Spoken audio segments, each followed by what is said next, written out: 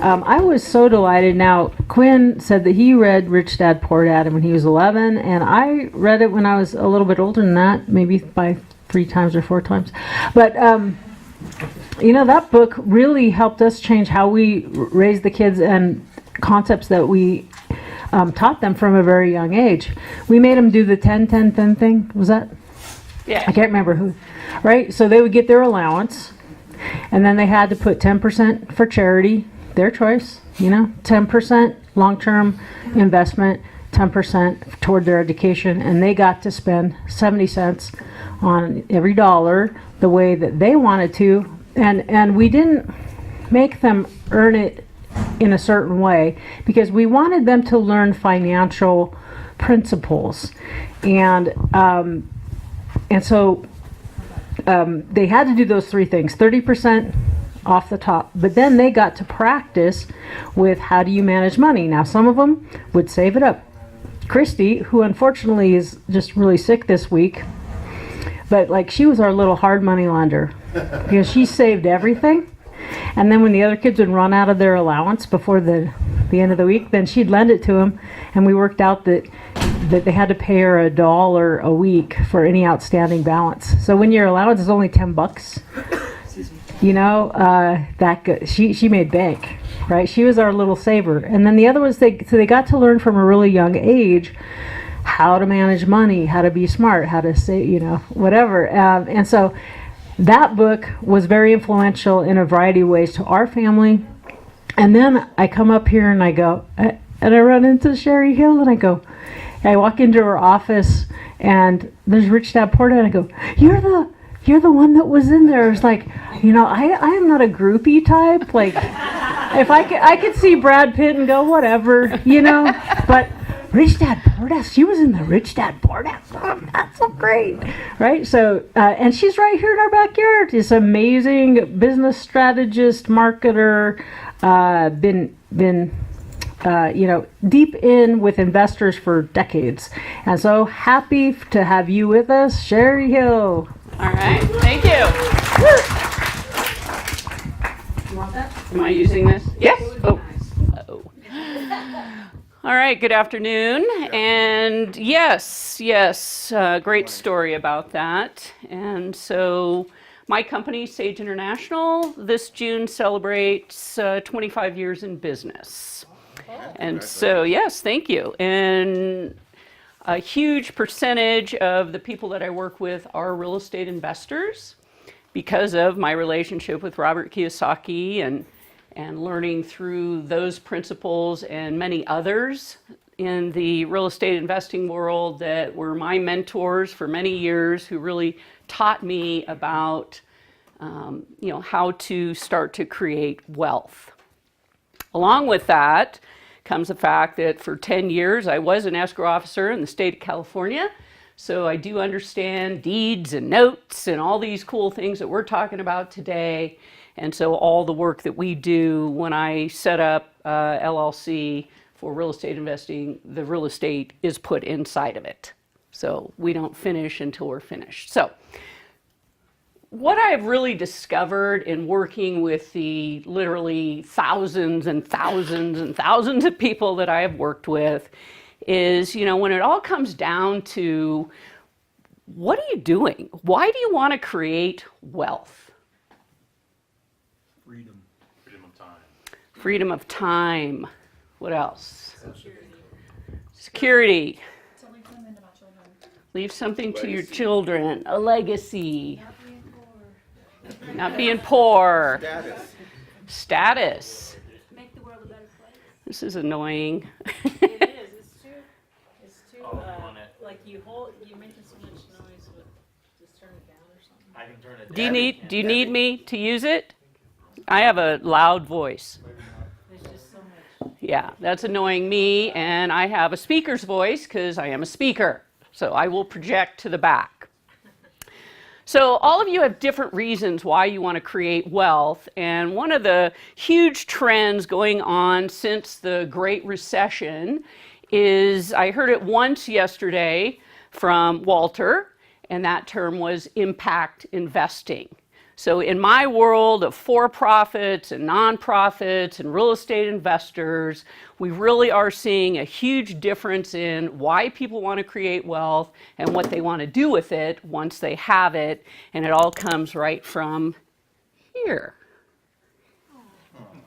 That's on the wrong side, though. But it's all right. It's kind of in the middle. It's okay. Hey. It's okay. You get it. I'm not an artist by any stretch. So when we talk about impact investing or conscious capitalism or social entrepreneurship or corporate social responsibility, in my world of entrepreneurship, we have to have a bigger reason why we want to create wealth. As a real estate investor, I mean, I talk to people all day long that are like, oh, I want to be a real estate investor, and they have no idea what they don't know. Those of you that are seasoned, is it hard work? Yes. Right? Owning a business, it's hard work. I support employees, I support service providers, I support vendors, I support a huge group of individuals that are depending on me to be able to generate revenue to pay them, right? As a real estate investor, same thing. You're out there trying to change the world, one borrower, one buyer, one seller at a time. And so when you understand the why behind what you're going to do, newbies, it's a long haul. It's a lot of work. It's a lot of education and a lot of knowledge, and most people are still attached to a W-2 until they can finally let go or not.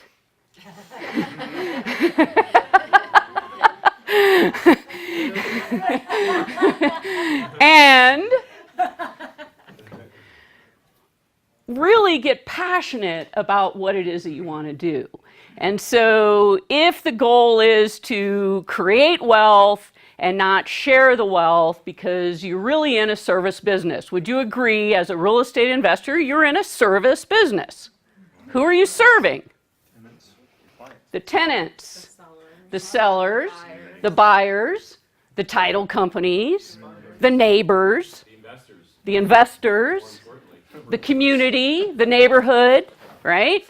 And so when you come from a higher space of we're really trying to change the world, one house, one neighborhood, one community, one state at a time, then as you start to think about, okay, well, here I am.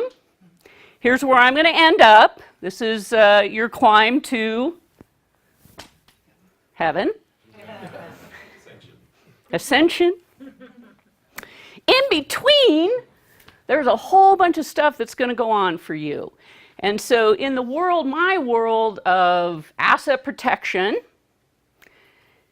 it encompasses asset protection, reducing income taxes, and the beginnings of probate and estate planning. Because when you start to create wealth, who wants it? The government. Not just the government, everybody. Right? And that is how we met Robert Kiyosaki.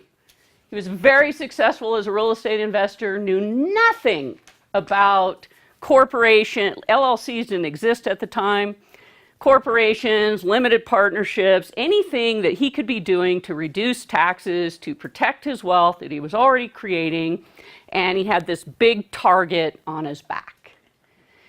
And when he discovered us, Sage International, because we were out educating people about the importance of protecting this hard-earned wealth that you're working so hard to create, he was stunned because he had a cadre of CPAs and tax attorneys and all these people, and not one of them said, gee, maybe you want to do something to protect all this wealth you're creating. This is before he wrote the book, Rich Dad, Poor Dad. So we got him all structured, really educated him about the importance of asset protection, reducing taxes, and from that experience, he came back, he was sitting across from me, And he said, Sherry, I'm going to write a best-selling book, and I'm going to put you in the book because of what you've taught me, and I need to share this with the world. Are you going to be ready? I'm like, ready? It's a book. I was not ready. That was about our third year in business, and we went from about $280,000 a year in revenue to over $4 million in 1 year. Wow. Yeah, wow. However, because my world is asset protection and tax reduction, I had the foresight to sit down with my CPA, Lisa Tom, and said, Lisa, based on where we're at in generating revenue, this is October, what's the tax bill that I might have to pay next year?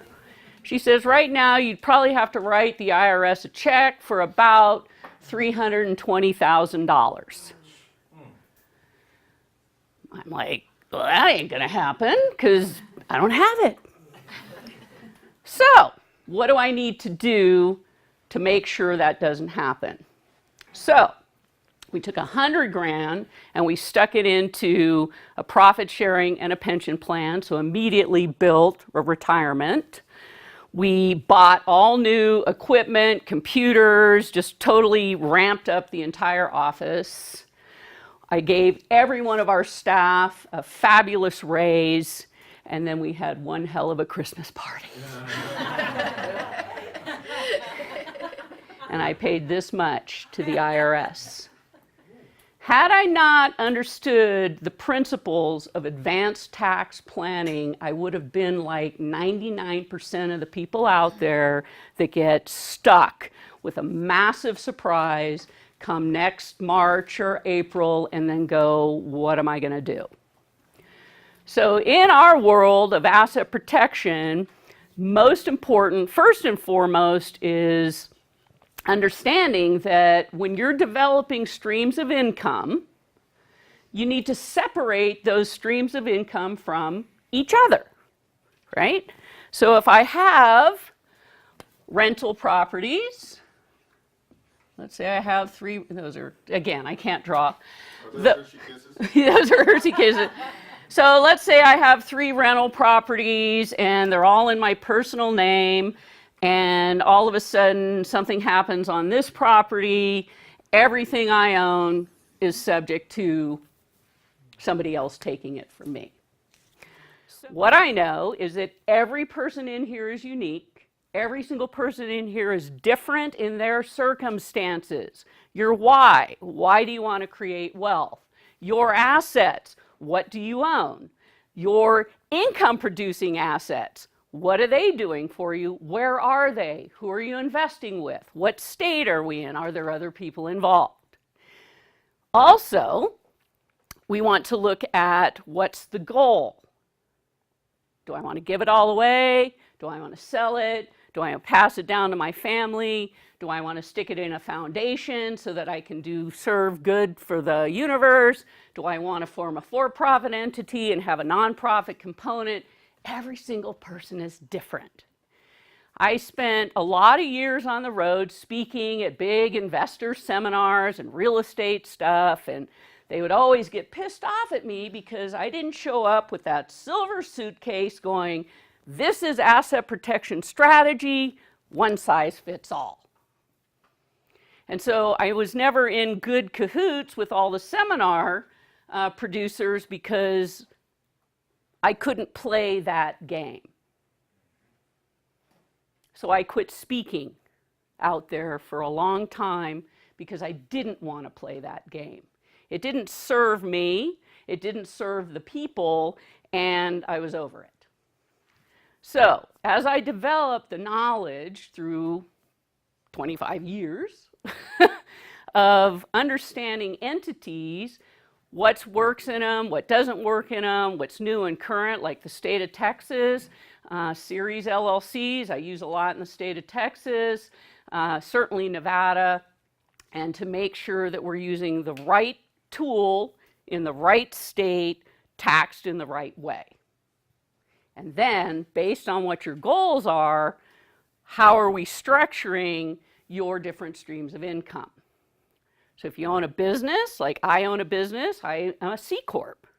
Sage International is a C Corp. It's been a C Corp since day one. And all the years, people are like, why aren't you an S Corp? I don't want to be an S Corp. I want to be a C Corp. I'm always a C Corp. That's what I do.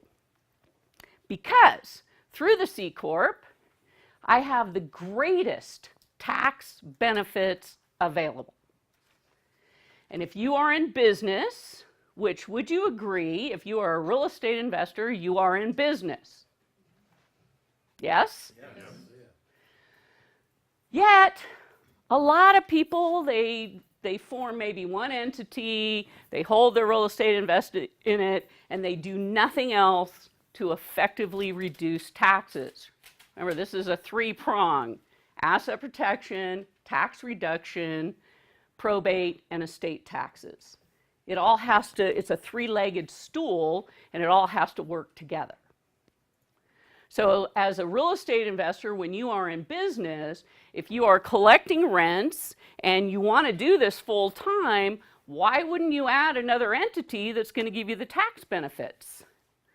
Or, like Michelle, you're a bookkeeper, right? You are your own business. You do this work for other people, and you get to take advantage of a lot of things that other people don't. Very important.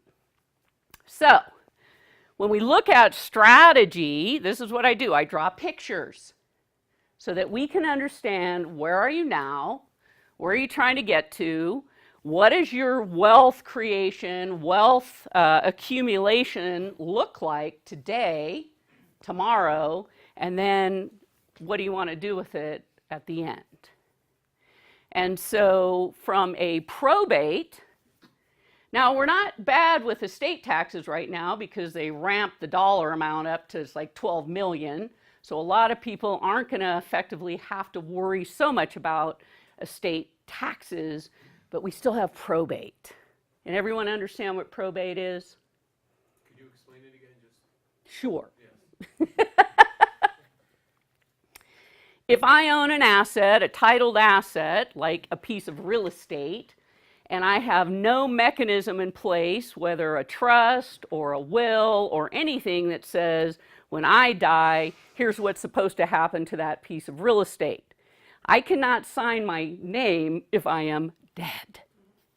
So the court has to step in and go, what was your intention? Who are your beneficiaries? Because you didn't write it out. And so I'm a huge, huge proponent of living trusts.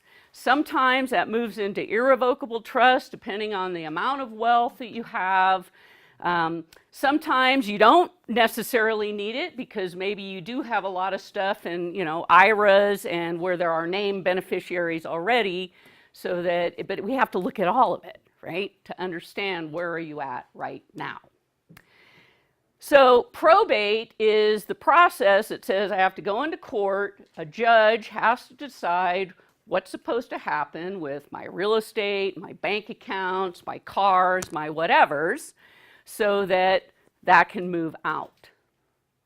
If you have a will, it's a e-ticket. How many of you have been to Disneyland? It's an e-ticket into probate. You haven't been there a long time. I haven't. I haven't. I've grown up. It's not my happy place anymore. Yes. Can I ask you a question? Yes.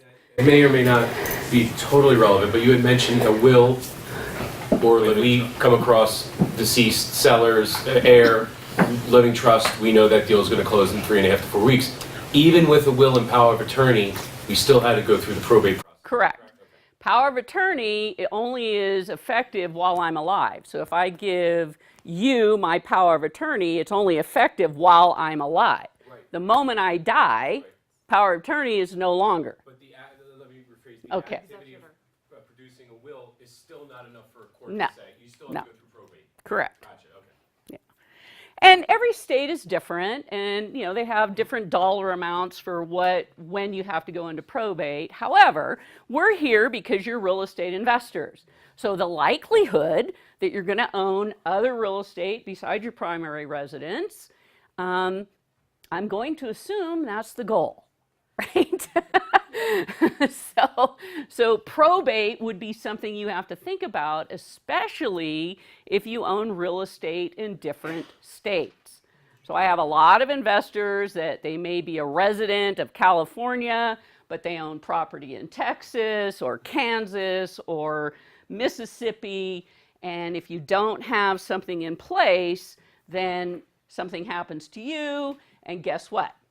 That other state is looking at what are your instructions? Who has authority to sign your name and act on your behalf when you no longer can? It's that simple. So part of what I look at is what do you have now, what's your goals, and what are you trying to get to? And so when we talk about entities, obviously there's LLCs, which is kind of the standard now for real estate holdings. S-corps, fabulous for when you're flipping real estate because it's considered earned income. It's like inventory, so it's considered earned income. So we need a different tool for that side of real estate investing. Holding notes, passive income. We want to keep it passive income. I can't tell you how many people that I run into and they're like, oh yes, I have my all this passive income, and then I want to shove it into my S or my C corp, and all I did was change the nature of the income.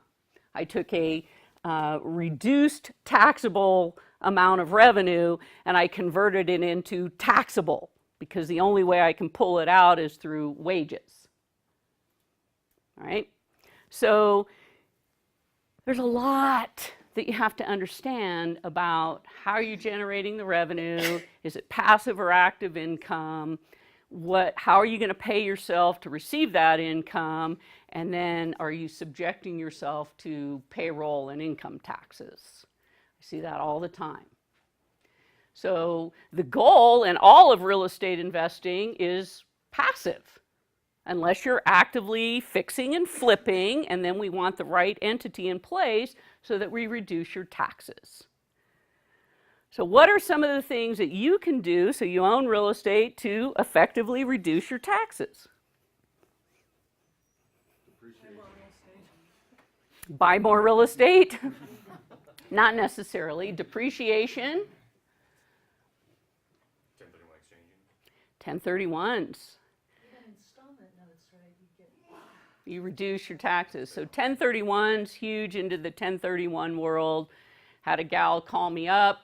She is one of 8 very successful doctors in the state of California. They own their whole building, and she's ready to exit out, and she wants to 1031 her 1/8 interest. So she says, oh yes, we're in a partnership, and I need to get this done. And so I'm like, send me your papers. Because your language is not sharing with me that you're in an LLC.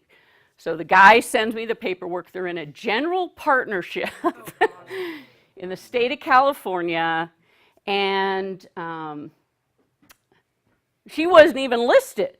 I said, well, the first thing you need to do is go get an addendum to this partnership agreement so that you are actively showing as an 8th owner in this massive building. I said, here's the situation. In order for you to 1031 your 1/8, I have to form a single member LLC and have them assign the 1/8 into it, because then I can take the LLC and 1031. If I don't, all 8 of your partners have to be in the 1031. Now, did I explain that really clear? Yes. She could not understand what I was saying. She's a doctor. Could not understand. No, we're in an LLC. No, you aren't. You're in a general partnership. Well, we have a partnership agreement. Yes, you do, but you're not even on it. So let's clean that up. 1031s. When I was an escrow officer, that's what I cut my teeth on. I worked for an escrow officer who was top in the state of California for 1031. This is back when they had to be simultaneous. So we would do 13-way exchanges all over the country. We had to call up the different recorders' offices because we all had to file at the exact same time. Now imagine, everything had to be done the same day. Trust me, I can type. Because we were on a selector. There were no computers. And we had to close 13 escrows in one day to affect the simultaneous exchange. Now we have delayed exchanges, and it's all great, and we have computers. So, 1031s are a fabulous tool, especially when we're talking about the end. What's your exit? How do you want to get out? And I know a lot of people are like, well, but I have to 1031 into more real estate.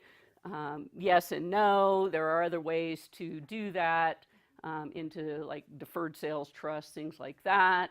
Obviously, some of it, as you tie into your self-directed IRAs, things like that, because you want to keep moving money to the end, right?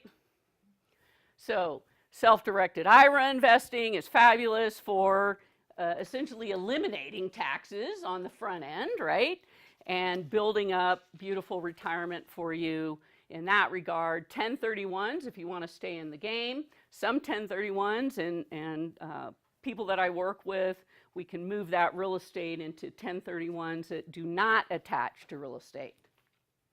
It becomes more of a installment kind of a thing to reduce taxes. Well, you have to say what that is. You can't just. Deferred sale trust. Okay, you actually, you people, Dieter and Cherise, can you just address, because deferred sales trust, can you, if not now, Yeah. can you touch that? Because Now's a good time. Yeah, deferred sales trust. because to be able to 1031, I thought so speak to that, because I know Bill Exeter pulled out of doing those because he thought there were some potential issues with them. Are they still really valid? Yeah, you have to work with reputable. Right, so Yeah. like go back to what it So a is. deferred sales trust is 1031, not yeah. to real estate, but into this A trust. annuity type something. Yeah. So there are different versions. So there's the version where I can take my real estate and 1031 into a deferred sales trust, which essentially works kind of like a limited partnership, like a REIT, real estate investment trust. So they pool all that money and then they go out and invest in real estate. That's if you want to stay in the real estate game. There are others where you come in and it is an irrevocable trust, and through that trust, they essentially buy all of your real estate, put the proceeds inside the trust, they go sell the real estate, you are receiving monthly payments or quarterly or whatever you set up, depending on your age, and you're not in the real estate game anymore. It's usually like insurance companies or big. They're institutional type investing, been around a long time.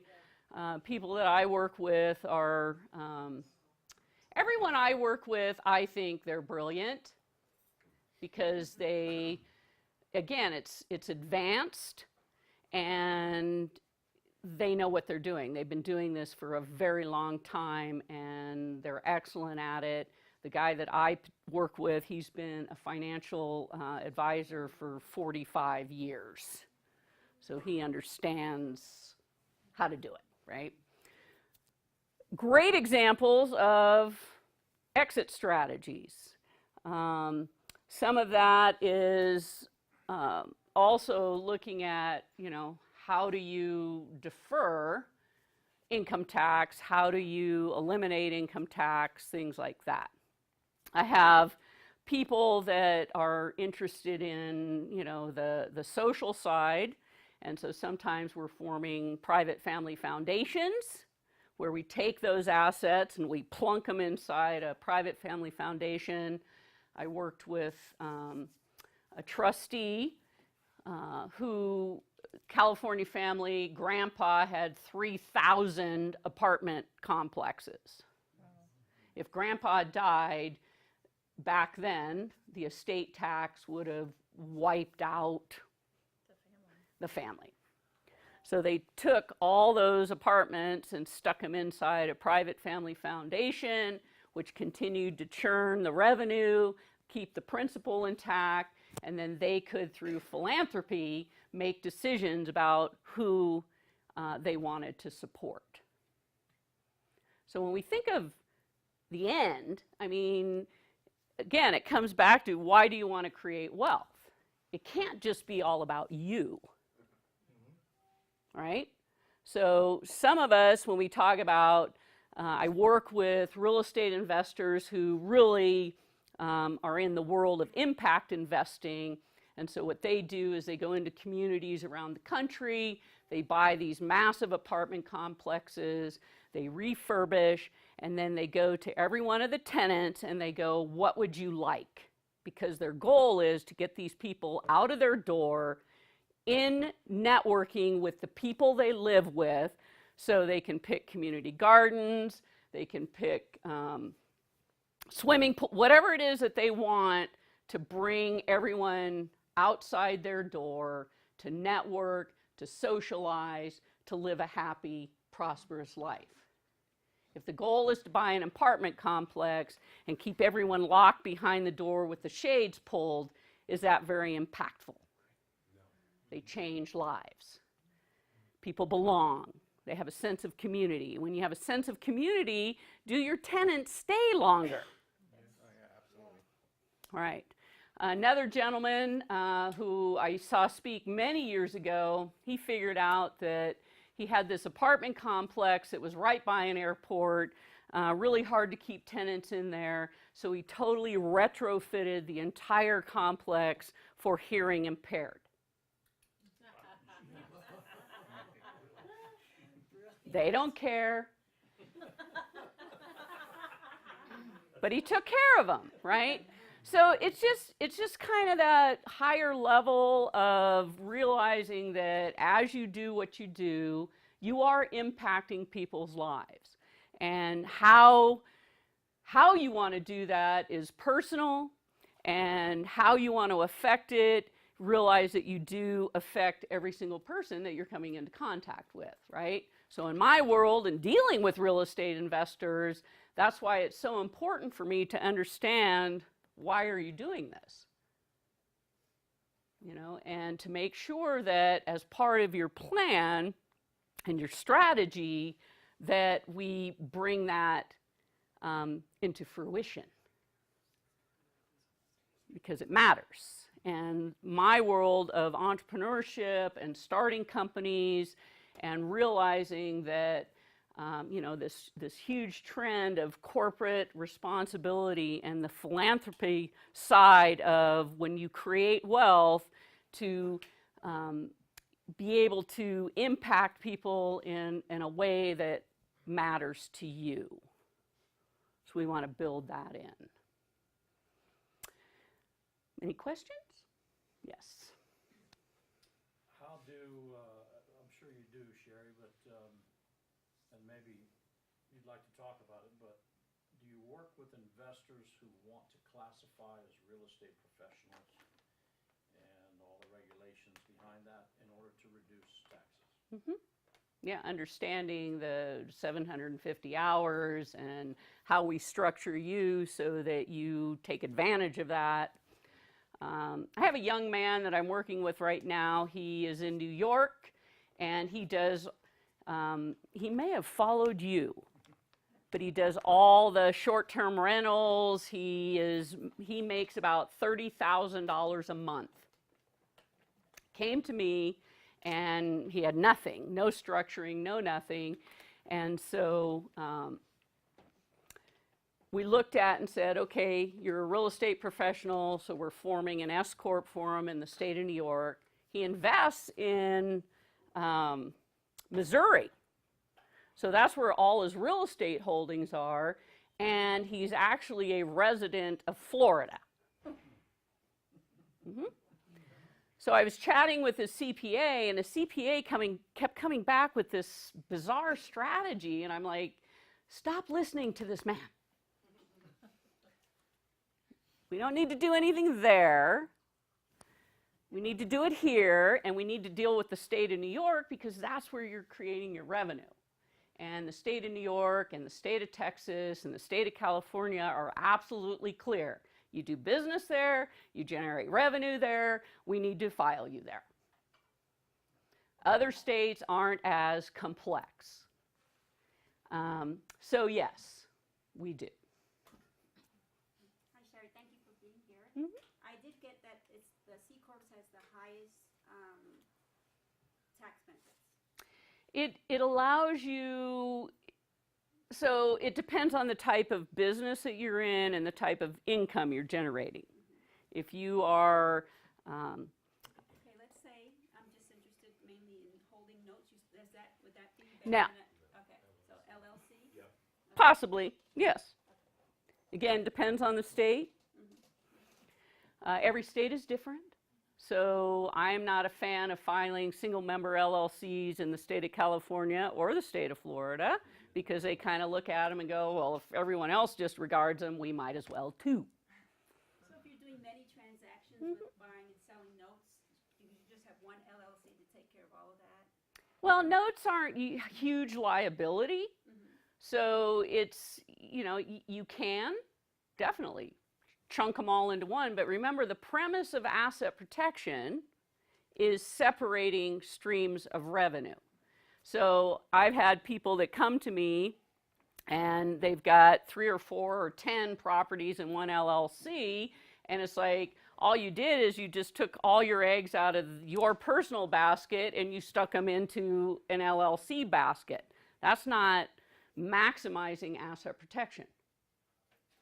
Because if I have a problem on one, all the other are now exposed.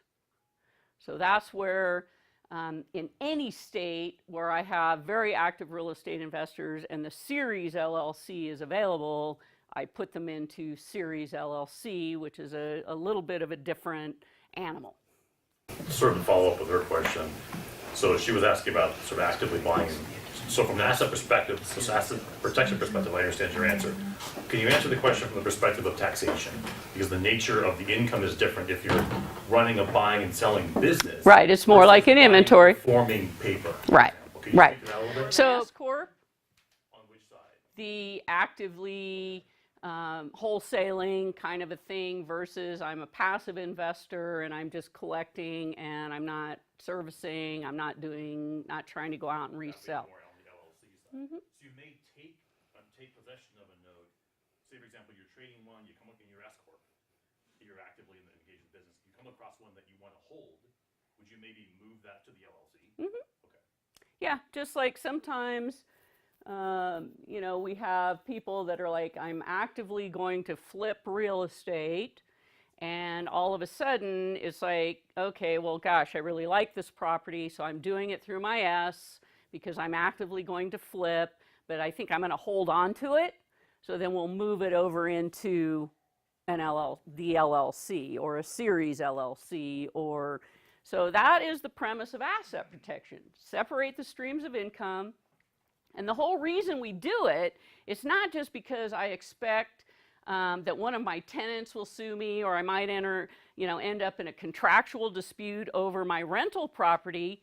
It's me.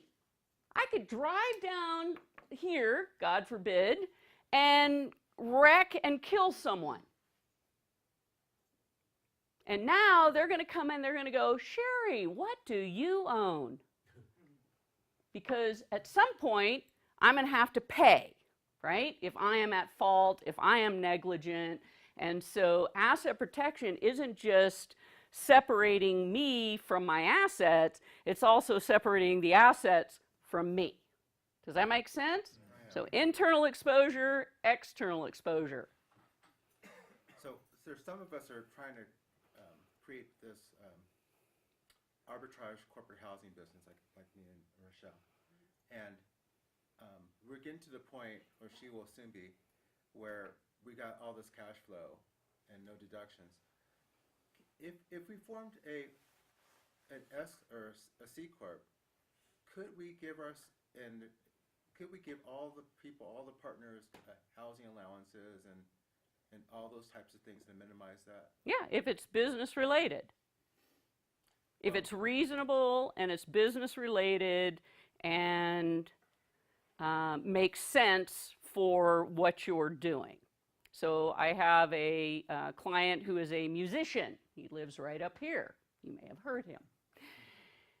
And anything that he does, whether it's buying new equipment, all his travel, his bus that he drives around in, all of it is business deduction because it relates to his business. So if this relates to your business and it makes sense and it is reasonable, yes. I'm talking about are we able to do fringe benefits for ourselves? Sure, If we if you did for- become W-2. Okay. And part of those fringe benefits as a W-2 is you can now come out here and start to invest in your IRAs and things like that. You got to have earned income somewhere in order to play in the game of Quincy. Right? So how are you going to generate earned income if it makes sense for your business? Then yes, you set yourself up on payroll and now you're in the W-2 world, your own, and you start to really move the needle on how do you reduce taxes. So there's more fringe benefit. One of my absolutely favorite tools is the health savings accounts. Right on. Everyone in America should have a health savings account. And How much would you say someone could, but that's, there's some cost involved. So how much income should you be generating before you go C Corp? But then you also lose the capacity have a solo 401k, for instance, like through Quest, so. well, I'm saying you don't have to.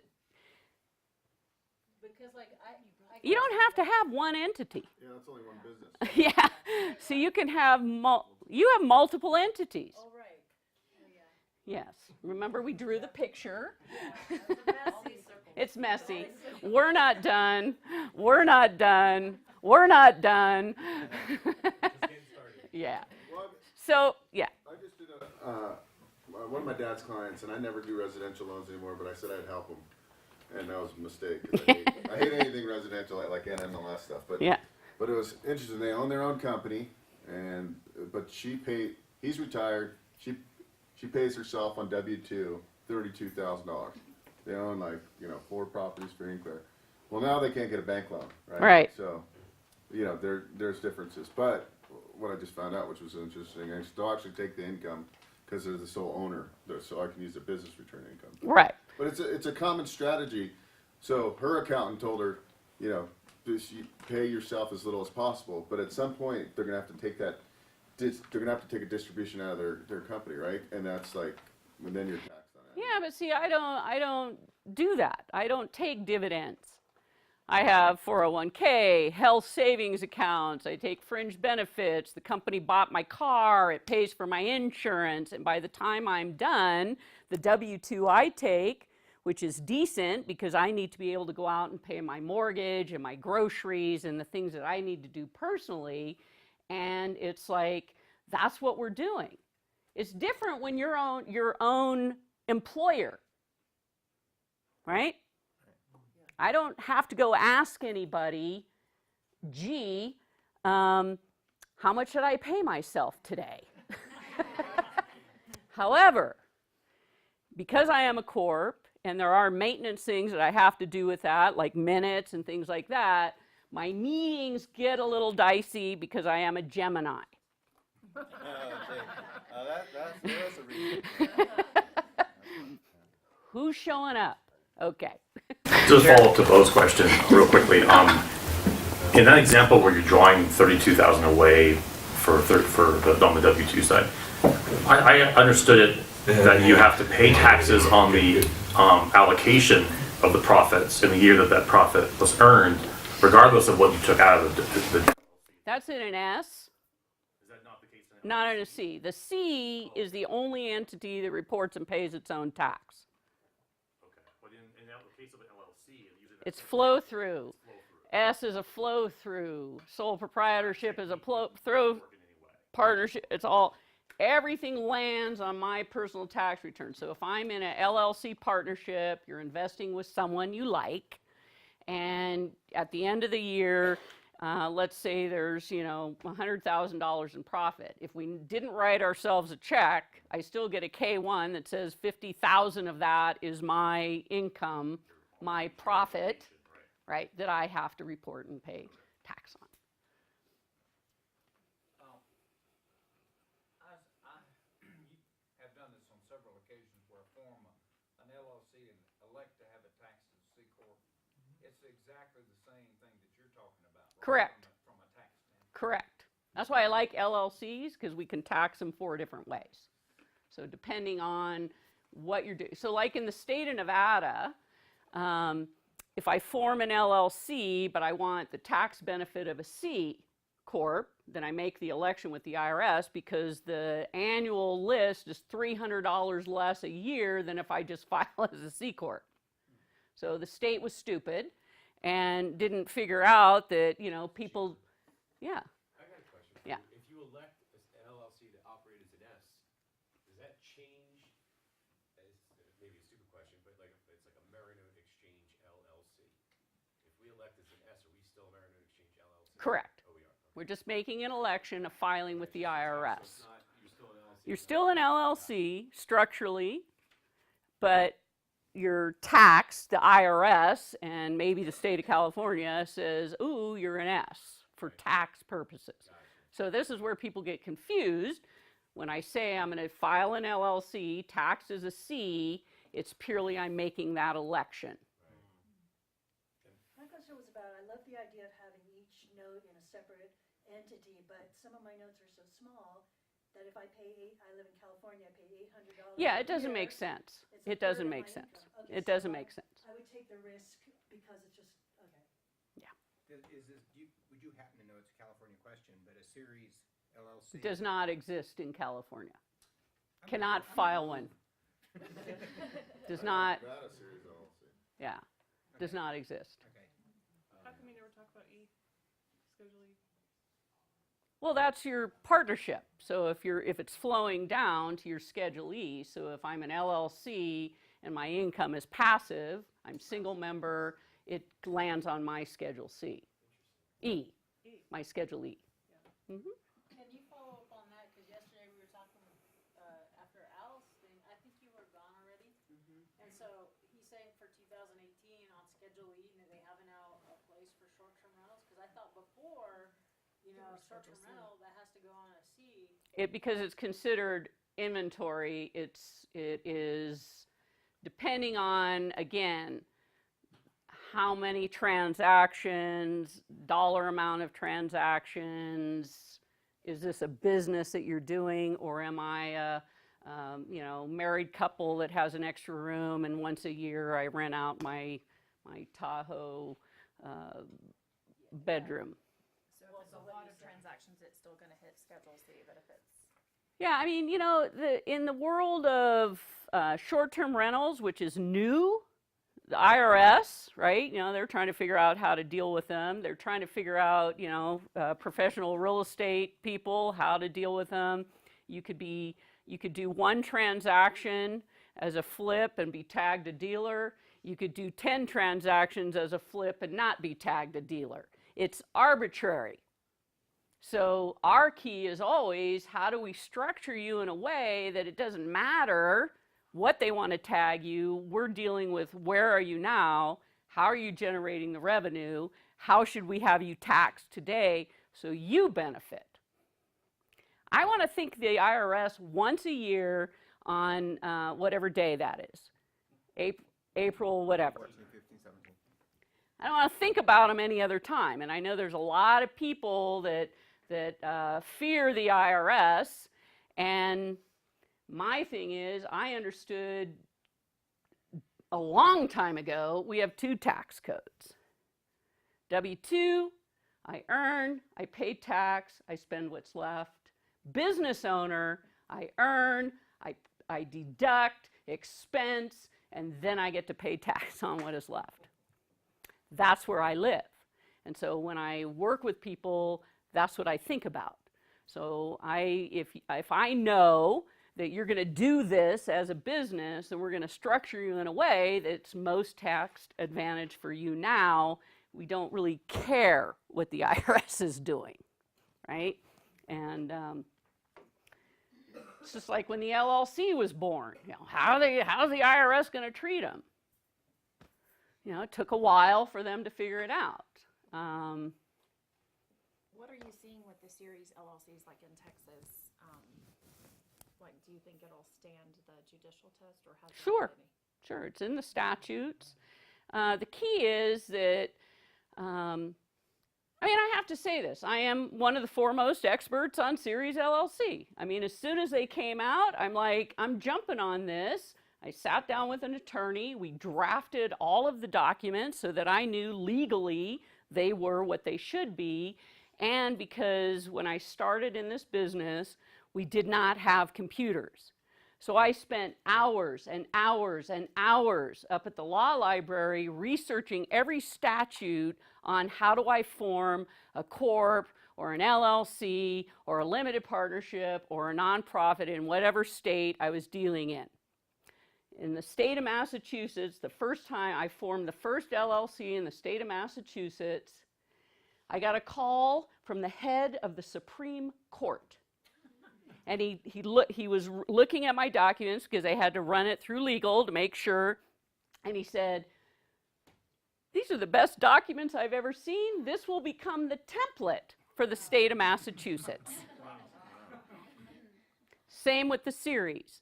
I went out, I researched all the statutes. When I'm filing in the state, I am matching exactly what it says in their statutes. And no, I am not a lawyer.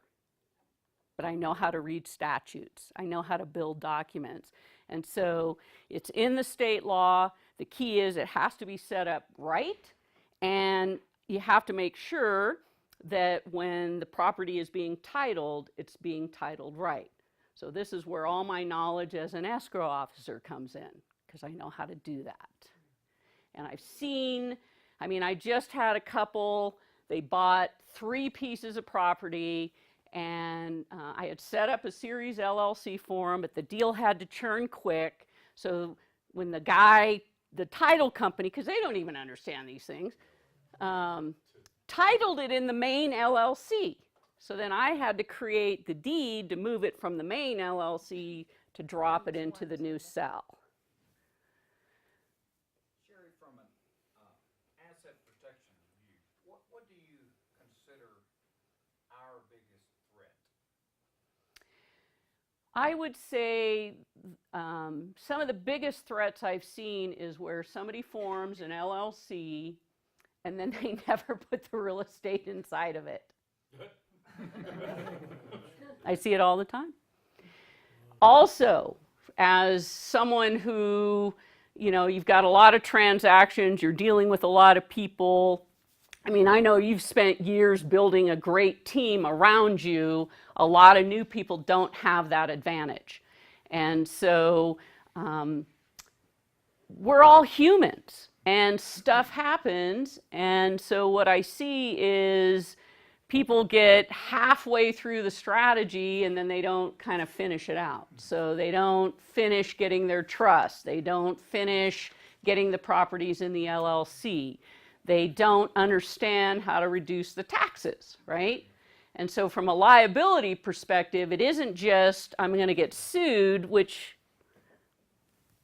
isn't going to happen every year, we hope. But you do know IRS is showing up every year. And so your greatest liability exposure is with Uncle Sam. So we have our properties in Nevada Series LLC, we have a bunch of little houses and one apartment complex. Is there a way, the apartment complex itself it's pretty meaty. There's not any debt there. It's just like, seems like the low-hanging fruit even with the series.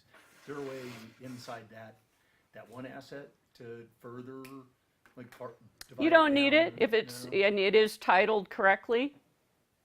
That's a Hope good so. question. Maybe I'd asked him maybe that put when a he lien said on it. it. I don't even Lean, know yes, what you yeah, mean. yeah. I'll put a lien on it for you. Yeah, we Right. need liens on everything. Who created your Series LLC? Steve Takis.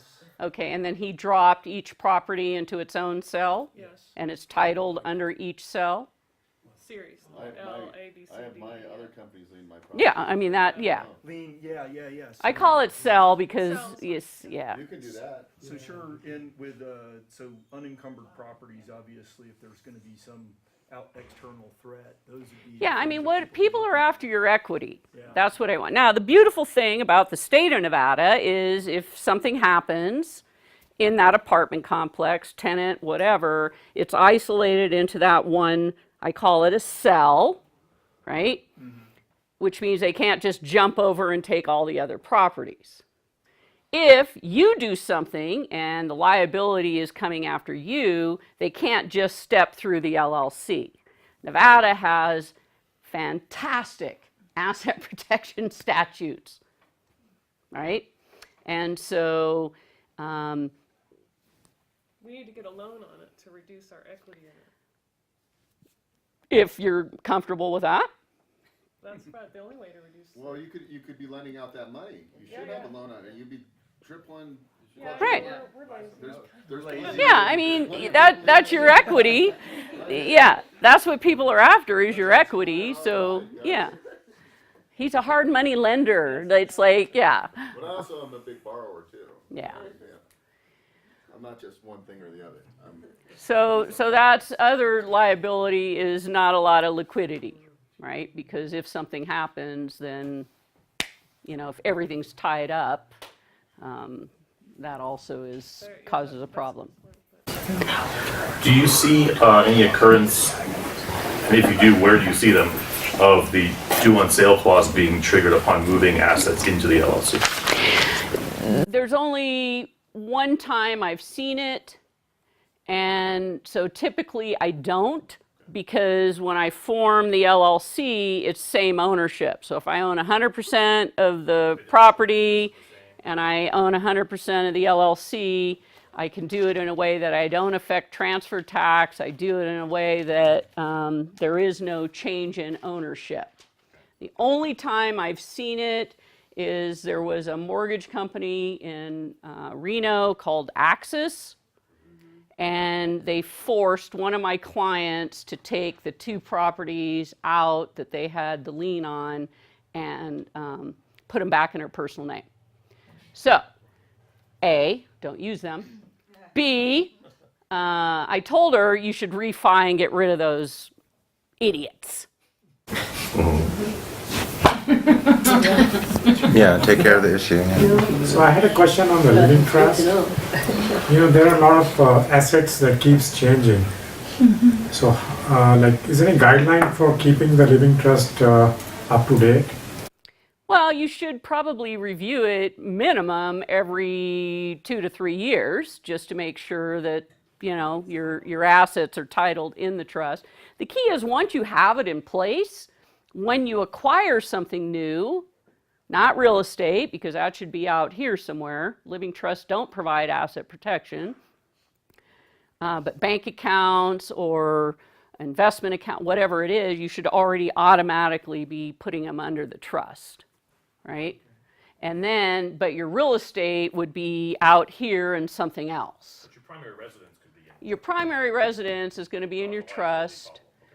Homestead exemption in your state, usually like Nevada is 550,000 homestead exemption on your personal residence. So you want to make sure you get that done.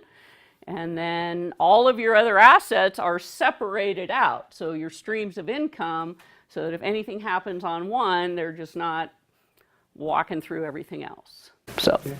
Since you have title experience, I have heard that if you change the title, you buy property, for example, in a trust and then put it in an LLC, that could invalidate your title insurance because you've technically changed the ownership in their eyes. Not the way title insurance works. That's not the way title insurance works. Yeah. So, and because it's still you. So it would be different if I took a piece of real estate And so let's say you two own a piece of real estate, and I see this. Here's another huge liability exposure. And you go, I don't really want to think through estate planning, so we're just going to add our kids onto the real estate, right? So we put little Johnny on the real estate, and now we've changed title because it came from the two of you, and now we have three, and that's when you'll see a due on sale potentially. That's when you'll create problems because Johnny goes out and creates massive liability. May I just clarify, that example is referring to the fact that if you're a borrower and you put little Johnny on title, is that what you're saying? Not owner. Yeah. Just the owner. The owner, yeah, okay, that's what I understood. I didn't know what you meant by doing so. Sherry, I've been very concerned about this issue about managing assets if I'm incapable of managing. And that's, Quincy and I are back here, yeah, the IRS is a threat, but so is our health. Exactly. We're much more likely to become incapacitated than die. In a good living trust, it should also include durable power of attorney for healthcare and financial. And so your successor and your successor trustee of your trust doesn't necessarily have to be the same person as the healthcare or the financial. So, yeah. I'd like to recommend a book to the crowd if these things are important to you. And it's a book by an attorney, Jeffrey Condon. I'm sure you know the book. It's Beyond the Grave. Yes, and excellent. It's the latest revision. He's an estate attorney who tells you all the bad things that he's seen and the good things too. One of his titles of his chapter is if you think your children are perfect, wait till they divide an estate. Exactly. It gets nasty. And what I tell people, if you hate your kids, don't create a living trust, right? Because it's a nightmare. And probate is a nightmare. It's unnecessary. It costs money.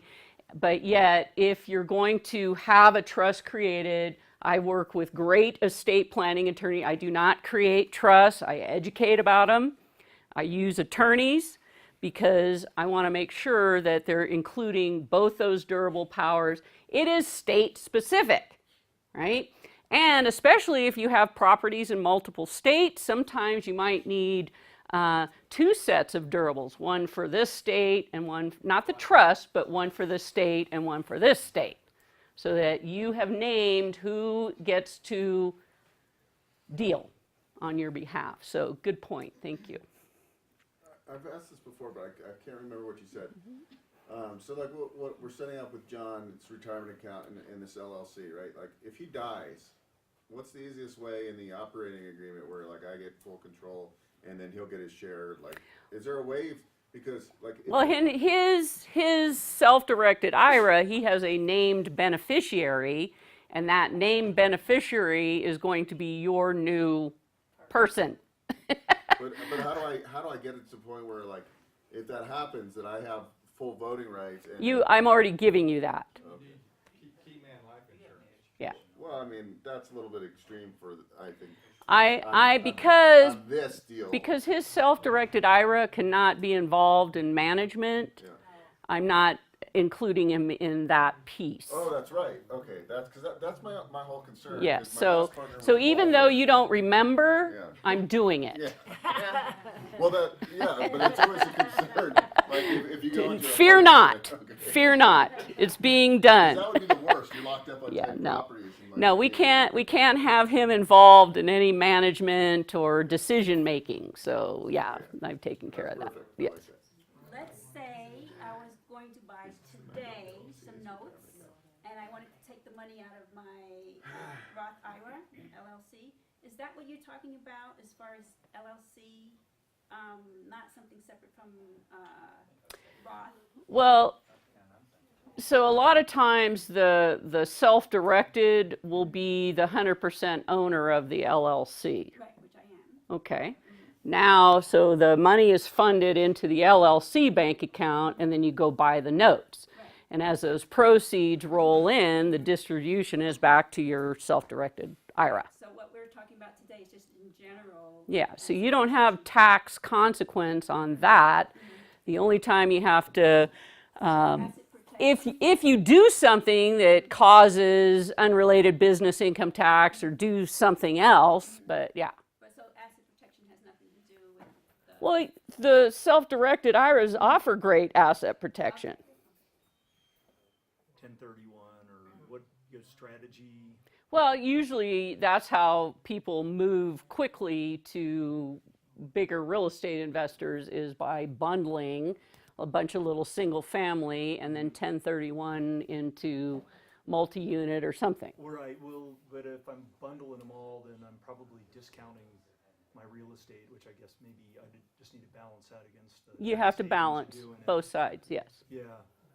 But Now- that's not bundling, like, you don't have to bundle them all in a sale, like, you can sell them individually into a reverse 1031 exchange, can't you? Well, it all has to be part of the same transaction. Yeah, so I'm running against all these timers. Well, that's where you can do a reverse exchange, which, yes, they are a little more expensive, but you save a lot, yeah. Yeah, but I'm so cheap though, I mean, I'm thinking. Well, is there here's the another thing. way? Can I Here's the thing. fractionally buy Here's the thing. something big or- Here's the thing.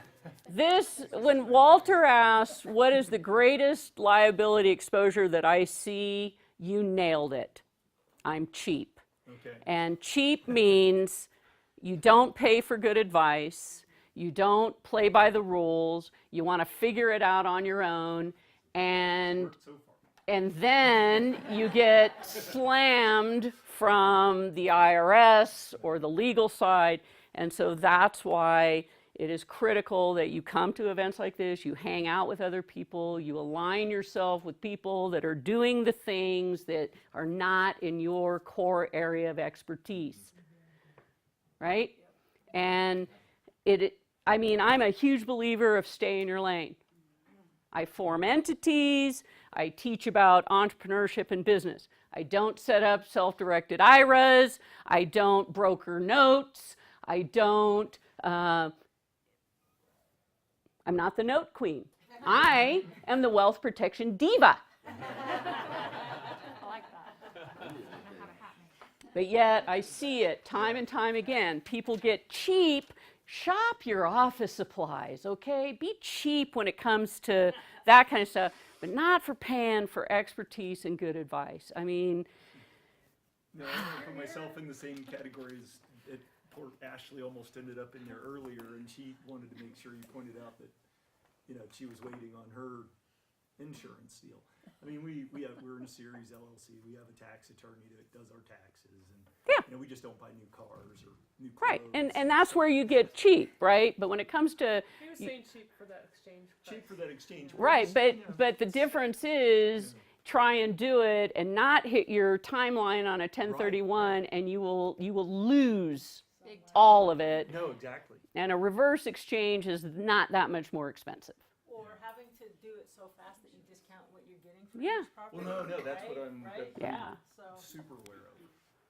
So, pardon my ignorance, I just had the question regarding the LLC where you are holding a property which is buy and hold, and you're in partnership with somebody else. And let's say I have a living trust. Does living trust have to have that LLC in it? Yeah, the membership of the LLC, your half is titled in your trust. If you own stock, it's titled in your trust. If you own partnership interest, it's titled in your trust. So it's a funnel, so it all just flows down. So because the LLC is created later and the trust was formed earlier, Doesn't matter. so you can just go back and add. You assign it. You assign your membership interest into your trust. Are you done with me? You want me to get off the stage?